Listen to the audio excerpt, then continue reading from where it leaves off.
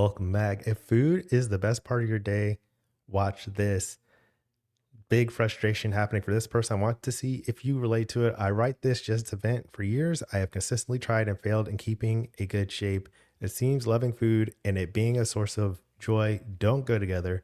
I'm in a spiral of sticking to a kind of diet for a while, hating it, making progress, not being happy with it, and falling back on eating what I like and reversing all progress. One would say I just need to be more disciplined, but it's the only part of the day I enjoy. I have a great job, girlfriend, a degree, everything is good. But that diet cycle habit is one that seems to be tied with happiness for a reason and not being in shape as well. But hey, just need to continue grinding on it until I turn my joy into shame. Again, just venting. If you pass through something like this, would love the tips. Click like that's something you can relate to. You can tell this person is really frustrated trying to figure out what to do about their health and weight loss journey, staying consistent and motivated with all of that. And this happens a lot. I want to say sorry about that. You definitely want to have compassion when you're talking about behavior change and understanding and accepting where you are starting now. That way you have a framework for building sustainability and making changes going forward. Also recognizing you're not the only one. That's why there's so many weight loss channels. There's so many people talking about weight loss, and everyone has their own approach. My approach is a guilt-free approach that's based on compassion and understanding yourself so you can make effective choices to lead a healthy, fulfilling life of your dreams. And that's a big thing for me. When you're talking about just venting, what's going on is like a sense of surrendering your autonomy and who you are and what you think is important to you. And it's like giving up or kind of like placating yourself with other things that like, I can't do this, but I can do all this other stuff. Everything else is going well, right? And then you just kind of try to work around it. But that's a tough look. That doesn't feel good. And it's okay to be frustrated. But we want to recognize that this, not even but, and while we're frustrated, we want to recognize that changing your habits for healthier lifestyle doesn't have to be a grind.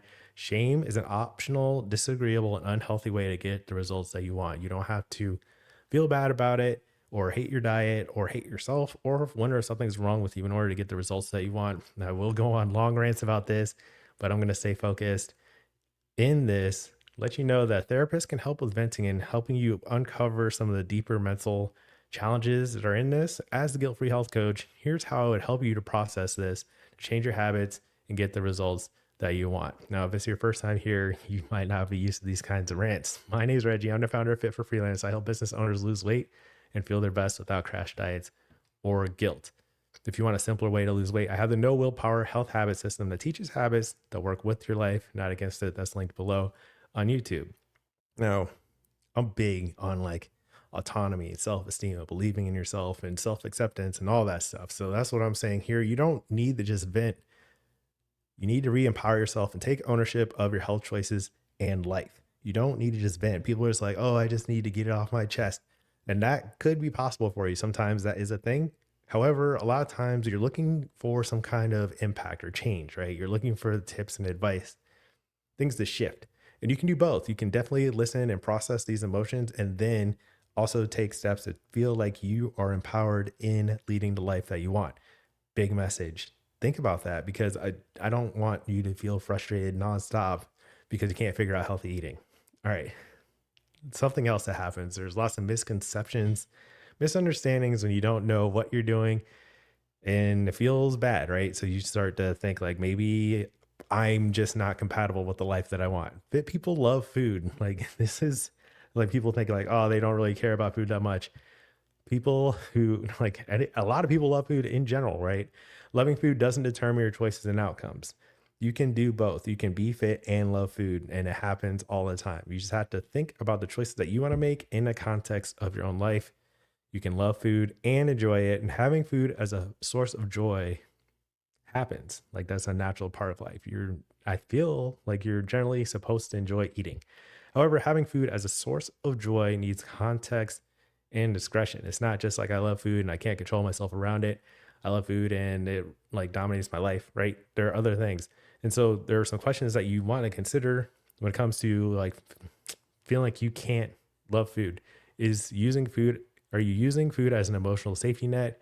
Is overeating a primary celebration method?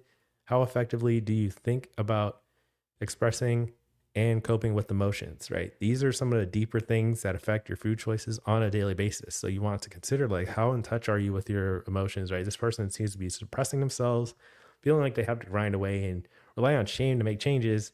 And that could lead to like relying on food to cope with that because it's more simple than processing your emotions if you're afraid of how you feel. Right. So these are important questions. I hope you can consider them. That way, you know. And a common thing in the environment, food culture, and lots of family cultures, overeating food can be a big celebration method. We're going to eat all the food that we can get, right? Or we're going to have a celebration and cut loose and do all kinds of excessive things. And that's common. You want to be mindful of how you participate that, and thinking of food as a source of joy needs context and discretion so you can make informed choices that support your health and life. Now, another thing to think of here, one big step is to choose a diet that you don't hate. This is another common misunderstanding. People think that when they are trying to change their health, they're trying to eat fewer calories, trying to get in better shape and lose fat and all that stuff. They think that their diet has to suck. If your diet sucks and you know it sucks, then it's hard to keep it. So you have to make a diet that you want and follow it, right? So what happens when people don't do that? It's like, it sucks. I don't want to do this. And you don't do anything that you don't want to do in general, like in all kinds of decision making. If you really don't want to do something, you're going to find a way to talk your way out of it or not to do it. And so predictably, that makes people very unhappy. And then they revert to their old habits and reverse their progress because they start doing what they really want. So it takes a process to understand how to weigh your decisions and think about them in a way that your choices match the life that you want to lead. So don't do that. Don't pick a diet that you hate just because you guess that you have to hate it. All right. People do this. Then that's why I started this channel, to help you understand you don't have to do that. Next thing here, one would say, sure, you just need to be more disciplined. And this is like all in the same category where you think that you have to do something. And if you can't do it, then you need to be more disciplined. I've made several videos about this. Subscribe to the channel where I talk about you don't need discipline and motivation in order to make the changes you want. You just need a system that works for you. You need a realistic and sustainable plan that suits your personal life. Now, if you don't know what you're doing, if you're not sure, then your first guesses are going to be what you hear generic, out of touch people say. Like you think that this is what someone else would say. Like, why? Just because you don't know what you're actually doing yet. And so you kind of put it off on like, oh, everyone else says I just need to be more disciplined. No one who is helping you with weight change is going to tell you you just need to be more disciplined. They're going to help you figure out a system or a plan that works for you so you can actually get results instead of just saying, be better, be tougher, be more resilient, right? That is a factor, but you have to have a sustainable and realistic plan for yourself in the first place. And if your plan doesn't work and you just can't keep up with it, then shift your plan instead of feeling bad about yourself or questioning your discipline or if you're good enough or anything like that. It's not a grit thing. It doesn't have to be difficult. I just made a video about this. And when you are running into frustrations over and over again, that's not leading to success, then you need to assess what's going on and then make a change that works for you, realistic and sustainable. That's what the Live Aligned method does. We build vision, focus, and practice so you know how to lead a healthy, fulfilling life of your dreams. That's linked below. I don't want to talk about that too much. Next, I want to get into breaking my diet is the only part of the day I enjoy. I have a great job, girlfriend, a degree, everything is good. And this is what I really started this video on. Assess this. If everything is good, then if overeating food shouldn't feel like the only good part of your day because you have all these other good things going on in your diet. So if overeating food feels like the only part of the day you enjoy, maybe you need a new job, girlfriend, or career. Or there could be deeper things going on, maybe a revived sense of self-esteem, exciting hobbies, a vacation, like anything like that. A thorough consideration for what the healthy, fulfilling life of your dreams looks like. I talk about that in this channel a lot. Maybe talking with a therapist about some other things that can help you understand where you're deriving joy and fulfillment in your life, right? So just because you have all the standard on paper things like you got all the money you need, you got the girl, you got the car, like all that stuff, that doesn't mean you're leading a healthy, fulfilling life of your dreams. You could just be doing things on someone else's checklist or some unconsidered process that doesn't help you. And if that leads to frustration or feeling like food's the only thing that brings you joy, then assess this. Seriously, think about it and see if you want to make changes that help support the life that you want to lead. please consider it. Next, the overeating habit is one that seems to be tied with happiness for a reason and not being in shape as well. What happens if you aren't able to maintain your choices when it comes to eating and exercise over a long period of time? You will gain weight. And then if you want to be in a different level of fitness or have a different appearance, then you want to monitor what you're eating and drinking and how you're moving throughout the day, right? And if those things don't match, then you have to assess either your outcomes or your choices going into that. So what I want to do is have 5 healthy, fulfilling things that you can do on your weight loss journey to get you on the right track. First one, think about which specific habits you believe are tied to happiness. Seriously, like just take some time to think about this when it comes to the vision and focus of the life that you want. What does a healthy, fulfilling life of your dreams look like? And then what specific things would you do that support that?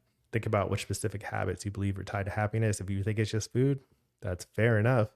It's just, is that true for you? Maybe not. Second tip I have, then how you came to believe that, which specific habits are tied to happiness. Like, is it how you grew up? Is it something you learned from your parents or your family or your neighbors or your teachers? Or is that just like the environment you're in? Is it just something you never thought of and you just make those assumptions?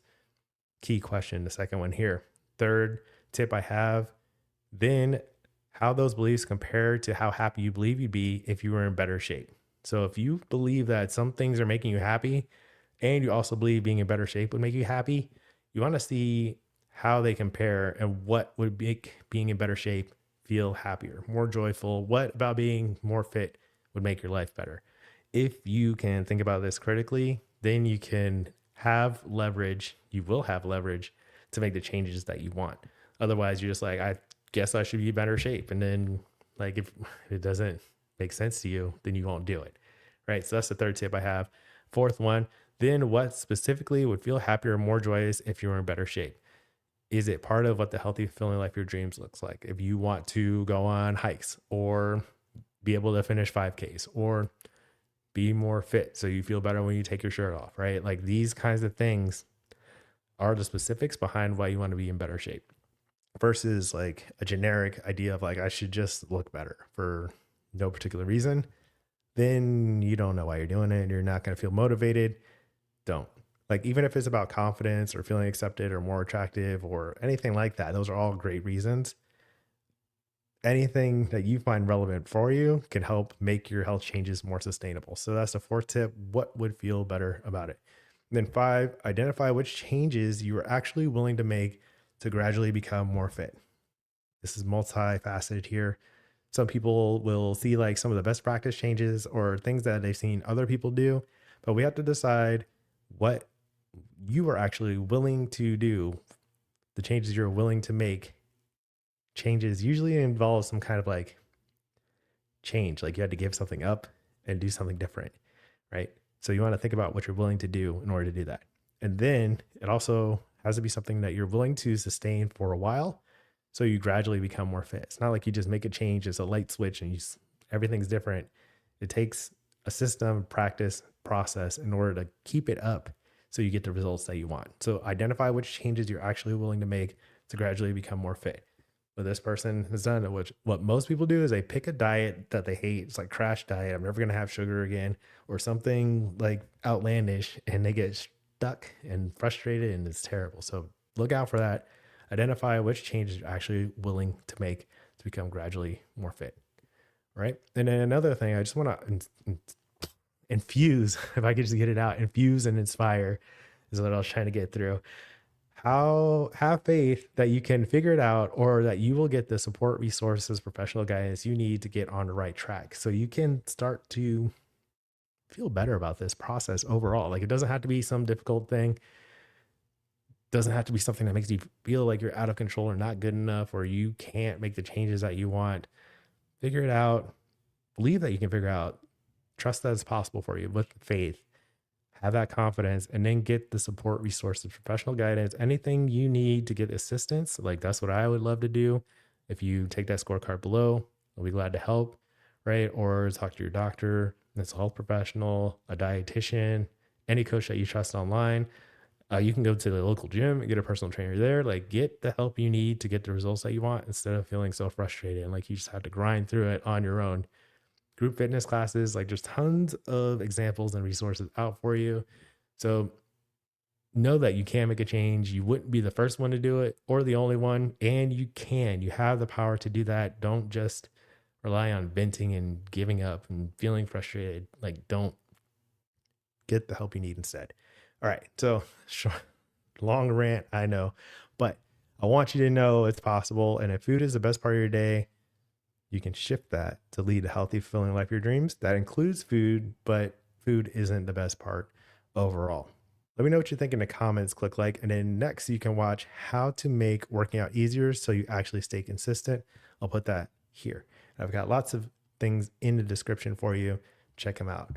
That's today's message. As always, keep practicing. Peace.